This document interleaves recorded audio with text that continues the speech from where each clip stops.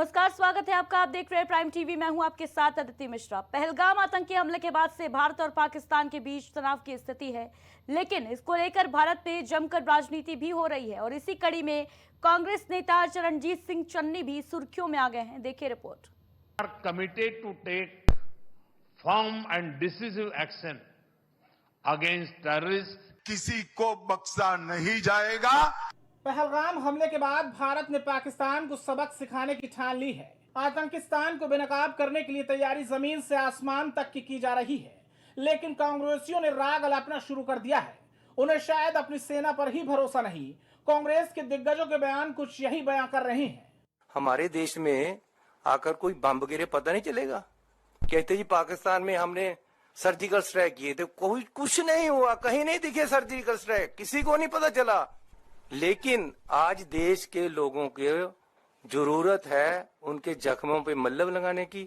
हम डिमांड करते हैं कि भैया कुछ करो, बताओ देश को कौन है आदमी और उनको सजा दो। पहलगाम हमले के बाद भले ही कांग्रेस ने सरकार के साथ कंधे से कंधा मिलाकर साथ देने की बात कही हो, लेकिन उनके पार्टी के नेताओं के बयान जिस तरह सामने आ रहे हैं वो उनकी संवेदनशीलता पर सवाल खड़े करते नजर आ रहे हैं। बॉर्डरिंग स्टेट के पूर्व मुख्यमंत्री, वर्तमान के सांसद और उनके एक बहुत बड़े नेता चन्नी साहब पैरेलल प्रेस कॉन्फ्रेंस करेंगे और पैरेलल प्रेस कॉन्फ्रेंस करके कहेंगे कि 2019 में पुलवामा के समय भारत की सेना ने, भारत की वायुसेना ने जो सर्जिकल स्ट्राइक पाकिस्तान के ऊपर किया था वो गलत था, वो हुआ ही नहीं था। उनके शब्द हैं, मैं पढ़ रहा हूं। आपके देश पर कोई बम गिरा जाए और आपको पता ना चले, कहीं कुछ नहीं हुआ था, कोई सर्जिकल स्ट्राइक नहीं हुआ था, किसी को पता नहीं चला, कुछ नहीं दिखा, और मैंने तो हमेशा इसका सबूत मांगा है, हमेशा। प्रधानमंत्री जी के 56 इंच के सीने के ऊपर भी उन्होंने प्रश्न चिन्ह लगाया और उनके ऊपर टॉन्ट कसा। आप बताइए, 2019 के सर्जिकल स्ट्राइक को लेकर पाकिस्तान में खलबली मची। पाकिस्तान के तमाम मंत्रियों ने इस विषय को स्वीकारा। पाकिस्तान के मंत्री और पाकिस्तान के सेना के अधिकारी अभी भी कह रहे हैं कि फिर से सर्जिकल स्ट्राइक न हो जाए।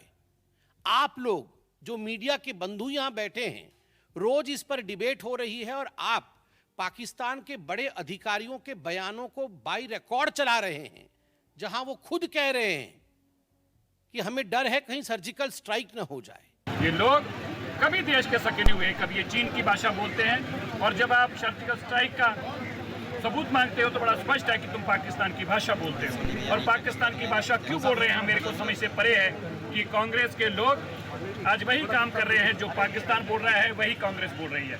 सारा देश, पूरा देश जो हमारे बेकसूर जम्मू कश्मीर में गए हुए, जो एक टूरिस्ट के रूप में गए थे, उनका धर्म पूछ के मारने का काम किया।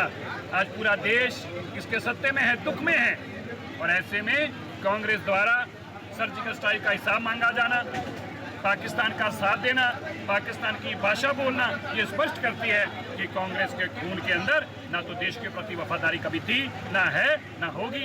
ये देश के हमेशा से दुश्मन थे, देश से हमेशा से गद्दारी करते आए हैं और आज भी देश की सेना के खिलाफ बोलने का काम कर। पहलगाम हमले के बाद ये पहली बार नहीं जब कांग्रेस ने सवाल खड़े किए हो। लगता है आतंकिस्तान के खिलाफ सरकार और सेना की तैयारी को कांग्रेस अपनी राजनीतिक एजेंडा बनाने में जुटी हुई नजर आ रही है, क्योंकि इससे पहले कांग्रेस नेता विजय वडेट्टीवार ने आतंकियों को उग्रवादी बता दिया था और सवाल किया था कि आतंकियों के पास इतना समय था कि वो धर्म पूछकर गोली मार रहे थे। बात क्या करते हैं तो उन्होंने हिंदू का पूछकर मारा। अरे कोई टेररिस्ट को पूछने तक समय होता है क्या? उनके कान में जाके, नजदीक जाके पूछेगा? ये सब जो बातें हैं बहुत सारे इसमें कंट्रोवर्शियल, कोई बोलता है ऐसा हुआ ही नहीं, कोई बोलते ऐसा हुआ है। ये प्लान करके मत करो। टेररिस्ट है, उसको कोई जात धर्म नहीं होता है, उसके साथ में